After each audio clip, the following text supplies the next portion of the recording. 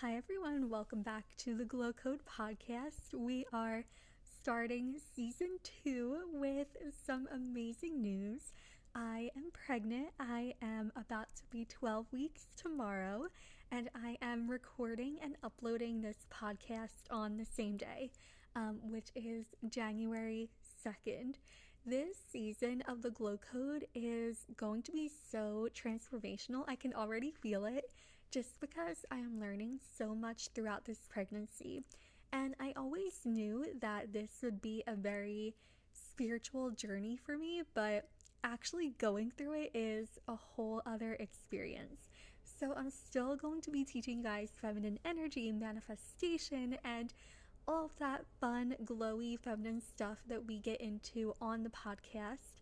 But you're definitely going to hear it from a different perspective, from this energy of creating life inside of me, which is the biggest manifestation of my life. So I want to share with you guys just the backstory, and maybe some of you guys suspected that this was the news that I wanted to share with you guys that I mentioned before.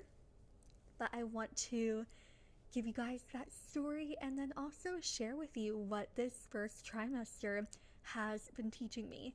I think that the first trimester is typically done at 13 weeks.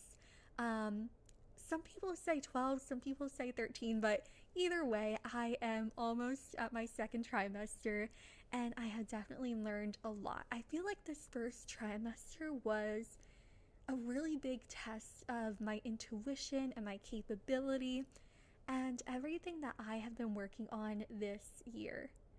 I know a lot of people felt like 2025 was such a strange year.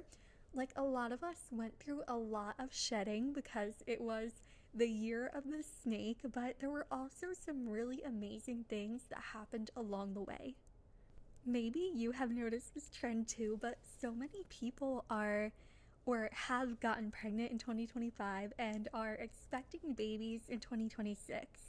I don't think this is a coincidence because 2025 was a year of shedding and death, and where there is death, there is rebirth. And there's just such a strong, powerful energy around the collective this year, and with all the babies that are going to be coming in, it feels like there's a new sort of spiritual wave that is happening. And it's really exciting that it is happening not only in a 1 year, which in numerology, 1 symbolizes a fresh start and new opportunities, but this is also the year of the fire horse, which technically starts in February. And the fire horse is all about momentum and going like full speed ahead. So we have that energy along with the 1 year of 2026. There was actually something that I had channeled regarding this, and then I promise I'll get into the pregnancy story. But it's very important that we continue to add rituals to our life and romanticize our life. Because with the momentum, if we are not prepared, if we are not stable, then we're not going to enjoy the ride. Instead, we're going to fall off the saddle. So it is important that we continue to have anchors in our life to carry all this momentum that is being brought into 2026. Okay, now I'm going to get into the pregnancy backstory because not only am I just so excited and over the moon about this, but it has been such a synchronistic experience. I'm going to start from 6 years ago when I was 18 years old and I was first learning how to tap in my intuition. I really wanted to know if there was a way to connect with my future children and to predict when I was going to have children. That was my focus, and I really honed in on that. And you guys have heard this story before if you've been here with me since the beginning or previously, but I ran a business as an intuitive before becoming a romance author. But that is now something I do as a passion. I really love to approach it in more of this flowy way rather than a business. And it is still very much a part of my life. I still use my intuition in daily life. So anyway, back in it was 2020. I know that was a big year for a lot of us. I started learning how to look into energy and read into my connection with my spirit babies. There was an intuitive that I was working with at the time. I was taking her classes and courses and doing a couple of private sessions with her here and there. But one of the things that I channeled and that she channeled as well was an October conception with a July due date.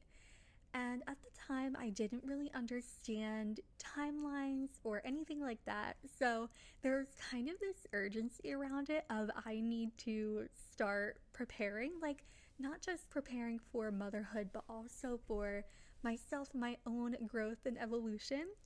And fast forward, I did conceive in October and now have a mid-July due date.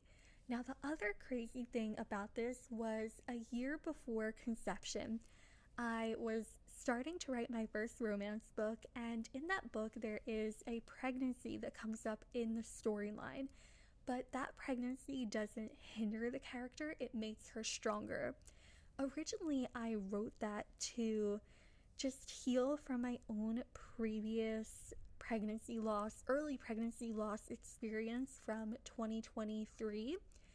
But a year later, October 2025, conception happened almost exactly to the date that I started writing that book. Another funny thing is I was writing a Christmas book a couple months ago that has now been released, and a scene from that inspired the actions that led to this conception. So I feel like everything that I've channeled previously for my clients and just in general has come to fruition in my own life, because this year was very individual focused and also very relationship focused. But I definitely had the most individual growth this year, and I let go of the idea of conception and pregnancy, not because I didn't want it anymore, but because I wanted to learn how I could expand in this reality, in this moment, and really push myself to grow. And I really think all of that work I did helped me to open up. After I ovulated, what ended up happening was, honestly, I should have known it was coming. Like, I had a warning, but it was a little different from my previous experience with my early loss. So this time around, so let me backtrack. Last time I had this very distinct moment of feeling a soul literally drop into my body. I was having dreams, like that was what was coming through then. But with this experience, what ended up happening was for 2 weeks, I just had the feeling like something really big was coming. And I couldn't put my finger on it. I was like, what is this? What is trying to happen? The best way that I can describe the feeling is if you've ever watched the live action Aladdin movie, there's a scene where Aladdin, he has become Prince Ali and the genie is with him, and they have like a whole, what's the word for it? They have like a whole entourage with them. And anyway, they are approaching the kingdom, and everyone is hearing these giant elephant footsteps, and it's because Prince Ali and everyone is arriving, and they're all like, move out of the way, and they're opening the gates. That's what my energy felt like, where I felt like I just needed to yield and surrender and make room for what wanted to come through. What was crazy about this was once I found out I was pregnant, which I'll get into that as well, I'm not going to leave out the details, there were a couple of other family members that also had that feeling like something really big was on the way. I just decided to sit back, let everything happen, and not try to force whatever was trying to come through. Now, during this cycle, I ovulated late, and I know I ovulated late because I have been tracking my cycle with LH strips for years. So I was only a day late, and I was just eating my breakfast, and I was actually listening to a podcast episode from the intuitive that I started working with when I was 18 years old, who announced her pregnancy. This was such a law of previews moment for me. Basically, the law of previews says that whatever is showing up in your reality repeatedly is basically on its way to you. And not only did I see her pregnancy announcement, but other people too. So I did have that little inkling in that time where I felt like something big was coming of, is this the law of previews? Like, is this showing me something? And sure enough, it was. So I was listening to her episode and I was eating my breakfast and I thought to myself, I'm only a day late, but let me go take a test, which was also something routine to me too, because I just always had the habit of double checking, just to see, and because I like to be aware of things early on. So I took the test. It was like a simple little strip test from Amazon, thinking nothing of it. And then I see two lines very clearly pop up. And I start freaking out. I take a second test and I'm like, oh my God, this is actually happening. Like, I was just in such disbelief. I paused the podcast episode and I was like, I have to call somebody. But my husband was at work, so I called my sister and she was on her way to something that she had to do for school. She's in college, and I showed her the test and she starts freaking out. She drops everything to come to my house. We get the clear blue pregnancy test. Those show up positive. And it was just this really wild moment, but I'm so happy that I had her with me because I did not know how I was going to keep it together. And actually, while she was at the house, I got a call from my husband, and he was like, after work, I have to run this errand and that errand. And I was like, oh my God, how long am I going to have to wait? But what I did was I baked a little cake. I got some chocolate frosting and I wrote daddy on it in the frosting. My sister was like, he's gonna think you're trying to be freaky. And he did think that when he came home later on that night. He actually had to stop home for a bit and then go back out. And luckily he didn't take very long. But when he walked through the doors, I didn't know what to say. I was just trying to be very casual. So then by the time I told him, I showed him the cake, and at first he really didn't think anything, and I had the pregnancy test just like slipped into my jeans, so I took it out, and we just had this really emotional moment together that we recorded just for ourselves. When I set up the phone to record it, I was like, I just want to see your reaction when I show you this. And he definitely thought it was a little suspicious because I really don't do things like that. I like to just live in the moment and not document everything. I mean, I like to document things, but it's not my first reaction in the middle of an emotionally intense moment to like pull out my phone. So that was that, and then we had family over. It might have been the next day or 2 days later. We had them over for dinner and we started telling family, and that was really amazing. And yeah, by Thanksgiving, everybody knew. At first I was like, let's tell everyone on Thanksgiving, but it was just eating away at me and I could not keep it to myself. So I said, let's just tell everybody right now. And that is what we did. And then I started to take prenatals. I scheduled my first prenatal appointment, just, getting my ducks in a row. And I've always been curious about how my body would react to pregnancy. Obviously, I don't know how the second and third trimesters are going to be, but My first trimester has gone exactly how I predicted physically, because I created pain-free periods and basically no PMS other than my emotions being heightened. And I always wondered, like, am I going to have a lot of physical symptoms because of what I did or didn't do pre-pregnancy? And I can confidently say I have made it through this whole first trimester not getting sick, not having nausea at all. Like, even if I was hungry, I didn't have nausea. Like, I had maybe a bit of acid reflux, but never any kind of nausea. I had constipation a couple of times, but other than that, I really didn't have any physical symptoms. What I have had, however, is a very deep lesson in trusting my intuition. And maybe I'll go into the stories in a later episode because it's just too much to cover right now, obviously. But everything that I have taught myself this year in surrender and holding myself and all of that has really been tested in this first trimester. But over the past couple days, I've really had a full circle moment, it feels like, of understanding my emotions, because they have been extremely intense, very up and down, which I am definitely not used to. I'm very acclimated to having calmness and stability in my body and my emotions.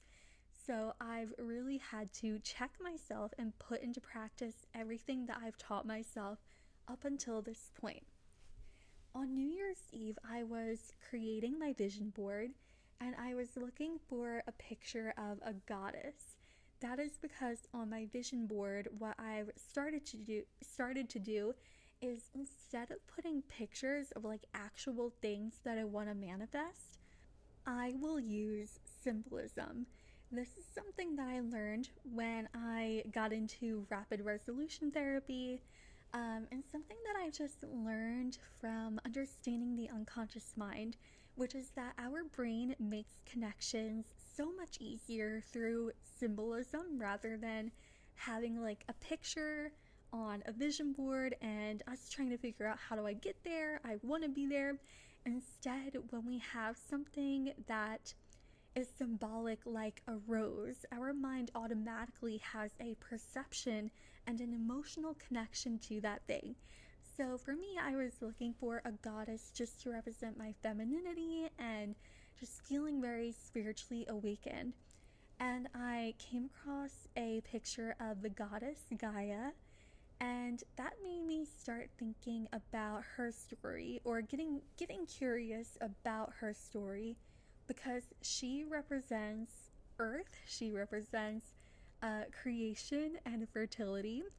So I started looking into what her story is, and what I learned was that she basically came from chaos. She emerged from chaos.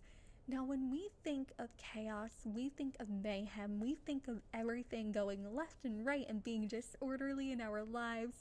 But in mythology, in Greek mythology specifically, chaos was a void of nothingness. And this has really made me think lately of, is chaos the action that's happening all around us, or is it actually the space that we had in our body and our energy to be more receptive to so much happening at once?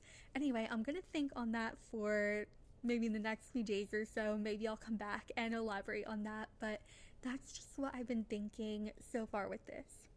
And what's interesting is that even though chaos does not have a gender, like, even though chaos is not a god or a goddess, it is typically presented as a female. So Gaia came from chaos, from this void of nothingness, and Gaia created the earth, or essentially she was earth and she was creation. And she gave birth to a couple of other gods that created the sky, in the underworld, and that's the gist, the chain of events of her story, because honestly I'm still learning too, but this was really on my mind this morning. And what I had learned just from that is that during pregnancy, especially when we're having all these emotions, it is because we are so spiritually open and because we are so spiritually activated. But from that open space, we create life.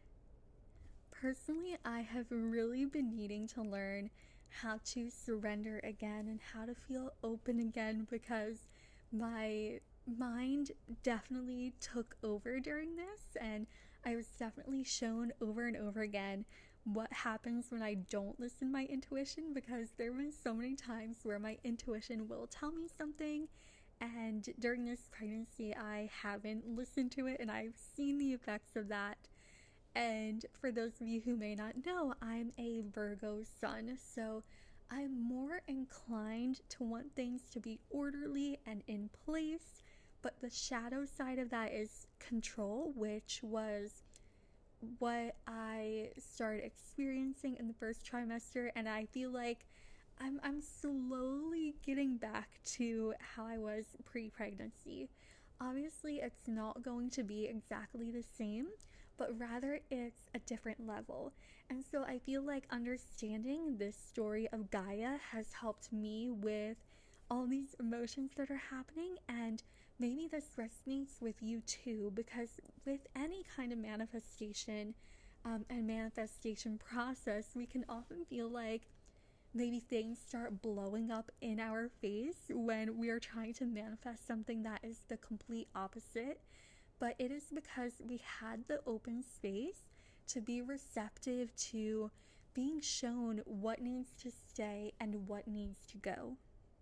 If we are trying to force something or squeeze or make something happen, there is no room for Gaia. There is no room for creation. So I think this is such a beautiful story about manifestation as well. Now, I know later on in Gaia's story it's not necessarily all bright and beautiful and sunshine, but I really feel like there is so much gold within that first part of her story for us to understand how exactly creation comes to be.